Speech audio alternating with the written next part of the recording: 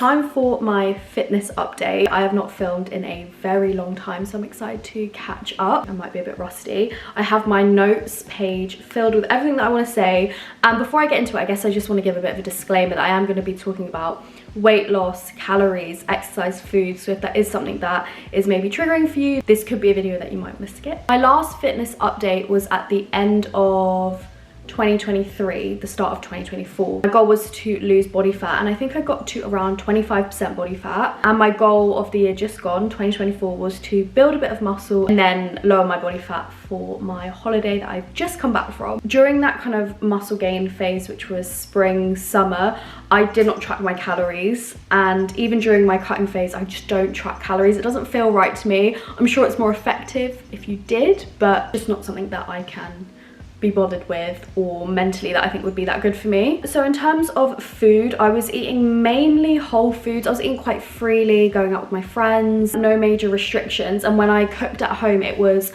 like I said, whole foods: chicken, fish, steak, rice, potatoes, veg. And in terms of my training, I pretty much stuck to the same split: 2 upper body, 2 lower body, the same exercises. It was quite a simple process. I made sure I tracked my weights each week so that I could push a little bit further, get an extra rep, add a little bit of weight, which was really, really important. I didn't use Evolve You, although I do love that app. I just kept to a very simple split. I definitely saw changes in my body as to be expected, like losing ab definition. And at the end of summer, I went for another body scan and I was at 27% body fat. Again, completely to be expected. If you're gaining muscle, it's very normal to gain a little bit of body fat as well. And I think I gained 2.5 kg of lean muscle, which I was really happy with. At the start of September is when I wanted to start kind of losing a bit of body fat. I wish there was like a magic formula or a secret I could tell you, but it really is all the information that is out there. To get into that calorie deficit, I increased my cardio. In my kind of like muscle gaining phase, I slacked on cardio completely, which I probably wouldn't do. So I reincorporated my incline walking 12, 3, 30 or 4.8 if you're in the UK back into my routine. I went on morning walks, which was tough as it got colder. It was tough. I did do a few 5k park runs, which I enjoyed. It's just not my favorite form of exercise, and I think when you're exercising, especially trying to like lose a bit of body fat, find something that you enjoy, otherwise you're not going to stick to it. I don't think anyone enjoys exercising all of the time, but you need to have some sort of level of enjoyment, base level. In terms of diet, for the most part it stayed the same, but I tidied up. I was just a bit more conscious of the smaller choices, eating out less, a couple less sweet treats. Breakfast, again, it was either protein oats or eggs, egg whites. I like to have quite a protein rich breakfast to keep me fuller for longer, because I do get hungry so quickly. And then for lunch, I'd pretty much have either tuna and eggs or a chicken sandwich. And for dinner, it would be a protein choice and vegetables again.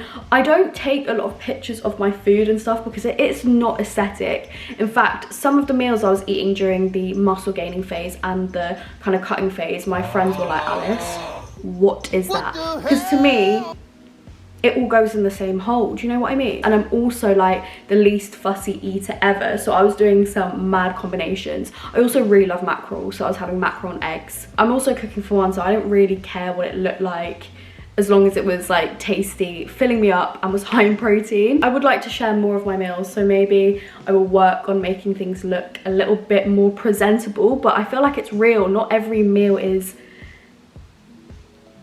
aesthetic. I craved a snack. I just tried to make a high protein snack: cottage cheese, eggs, tuna. In terms of weight training, I did not change a thing.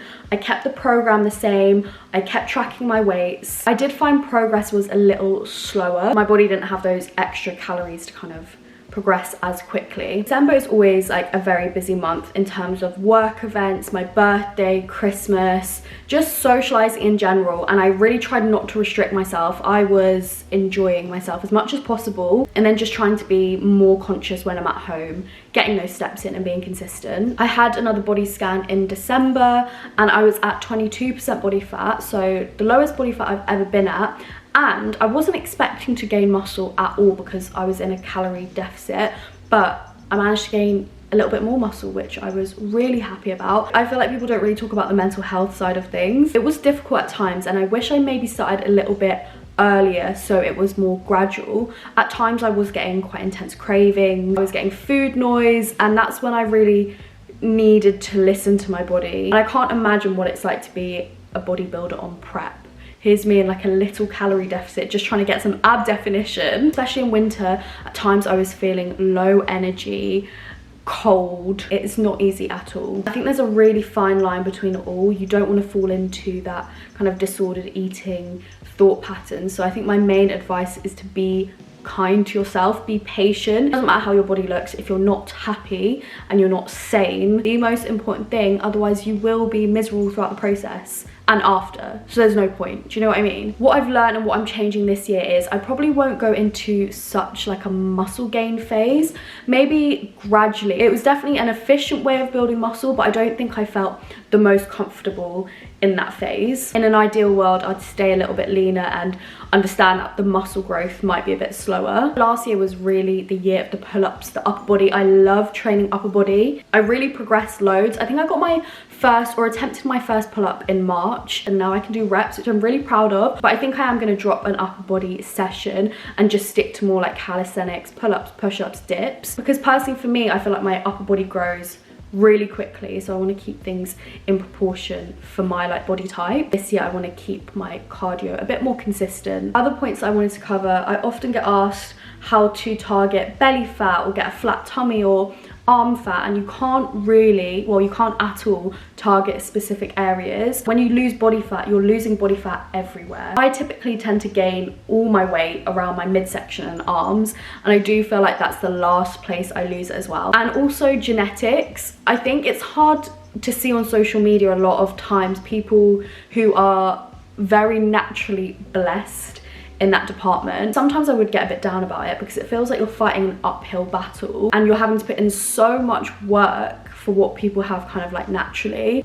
Then I have to like kind of shake myself and be like, well, what are you gonna do? Sit around? No, you might as well make the most of what you can do with your genetics and your body type. Everyone has off days, and I also feel like there's not a huge example of like South Asian, East Asian, or even like mixed heritage fitness influencers out there. There are some amazing ones, especially on TikTok. Yeah, I think that is everything. I am really happy with the progress that I made, and I really want to do more fitness content this year, but you just have to promise not to judge my meals. And filming in the gym at the moment, can never imagine myself doing that, but I'm happy to share more of my food as long as you don't judge. If you have any other questions down below, then I will do my best to answer them. Thank you for watching.